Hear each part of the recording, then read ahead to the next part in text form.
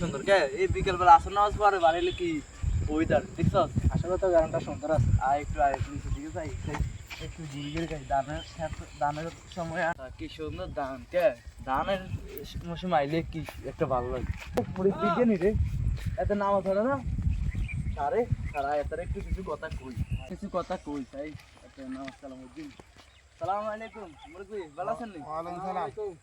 আসিবালা কি তোমরা কত নাইছো শহরে থাও কে? হ্যাঁ শহরে থাই একটু আইছি আসর নামাজ পড়ে একটু বাইরেতে আইছি একটু একটা মন না মাশাআল্লাহ ওয়েদার ভালো আছে। ওয়েদার ভালো আছে তবে নামাজের জন্য ইয়ো আসলে নামাজ ওই গরু দুকে হালি বুঝছনি তো এখন ওই নামাজ তো হরগুম আসতে দিতে হরগুম ধরো এই হরগুম নামাজ তো হরিয়ে নামাজ হরি মানে বলতে কি মাঝে একটু গ্যাপ যায় বুঝছনি আর গ্যাপ কিলে জানে কি সুন্দর সুস্থ মানুষ আনা কাম গাইস করি খান গরু হালান তো লাগে নামাজ মিস দিবেন নাকি?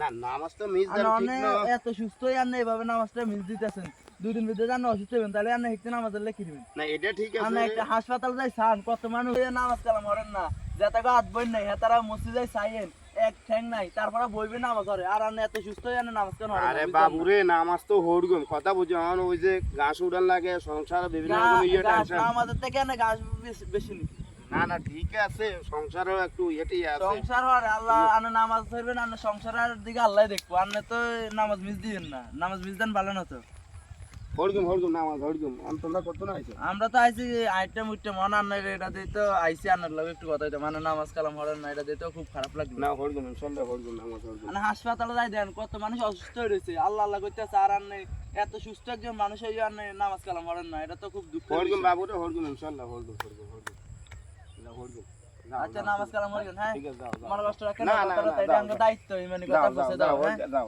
আচ্ছা ওকে আসসালামু আলাইকুম। আসসালামু আলাইকুম। আমাদের এই সমাজে এখনো অসংখ্য লোক এই হাটে বসে থাকে দোকানে বসে থাকে কাজ কাম ধরে মানে নামাজের কথা সময় হইলে ওদের অনেক সমস্যা নামাজের সময় যখন হয় তখন বিভিন্ন রকম অজুহাত।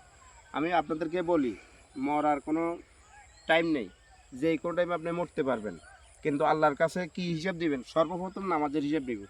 আমরা যারা খেতে বিভিন্ন জায়গায় কাজ করি নামাজের সময় হলে নামাজটা অবশ্যই পড়িনি নামাজের কোনো অজুহাত নেই আর আল্লাহ তাআলার কাছে সর্বপ্রথম হিসাব আল্লাহ তাআলা নামাজের হিসাব দেব। তাহলে আমরা কেন এই বিভিন্ন রকম অজুহাত দিই? আমরা যারা এখনো নামাজ পড়ি না দয়া করে সবাই নামাজ পড়বেন ভালো থাকবেন আর আমাদের ভিডিওগুলো বেশি বেশি শেয়ার করবেন। আমরা নামাজের কথা বলি শিক্ষণীয় ভিডিওগুলো করি। ধন্যবাদ। আসসালামু আলাইকুম।